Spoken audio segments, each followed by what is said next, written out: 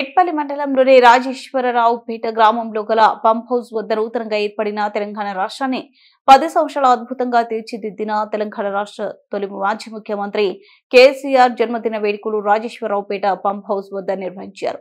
ఈ కార్యక్రమంలో ఎమ్మెల్యే మాట్లాడుతూ కేసీఆర్ కాళేశ్వరం ప్రాజెక్టు నిర్మించి తెలంగాణ రాష్ట్రాన్ని సస్యశ్యామలం చేశారని కొనియాడారు. రైతులు ఆత్మహత్యలకు కేంద్ర బిందువు ఉన్న తెలంగాణను రైతుల ఆత్మహత్యలు లేని రాష్ట్రం తీర్చిదిద్దారని తెలిపారు. రైతుల కుటుంబాలలో వెలుగు నింపారని, రాష్ట్ర తలసరి ఆదాయాన్ని దేశంలోని తెలంగాణ మొదటి స్థానంలో నిలిపిన ఘనత కేసీఆర్ దని పేర్కొన్నారు.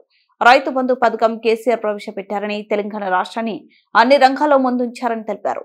ఆయా గ్రామాల్లోనే అబ్బాయిలకు అప్పటి వరకు పిల్లలను ఇద్దామంటే వెనుకడిగేసే పరిస్థితి. కానీ ఇప్పుడు వరద కాలువ ప్రాంత గ్రామాల పొలాల్లో పచ్చని సిరులు వారి కుటుంబాల్లో ఆనందపు హరివిల్లు నిండిందని, ఇది కేసీఆర్ అపార భగీరథ సంకల్పంతో సాధ్యమైందని తెలిపారు.